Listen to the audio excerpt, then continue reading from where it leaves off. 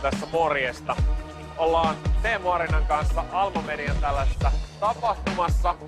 Kerta toisensa jälkeen pidetty tällaista biohackerin laboratorioa, mikä on kohtalaisen suosittu konsepti.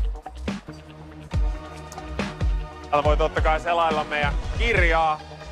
Sieltä näkyy Teemun statistiikkaa. Äsken taisi olla aivosähkökäyrää, nyt on vähän stressiä ja ylipäätään sydämen toimintaa vastaavaa siinä. Tuolla pyörii meidän päivitetyt juomat, mitä ollaan tässä upeiden avustajien kanssa tarjoiltu. Eli tuollaista aika hyvää kahvi-kaakao-mikstuuraa. Noin käy täältä itellekin hakemassa pienet. Eli me voidaan tulla kenen tahansa ja päivittää meno 2.0. Oli kyse juomista, ymmärtämisestä, että mitä ihmiskehon sisällä tapahtuu ja that's what's up.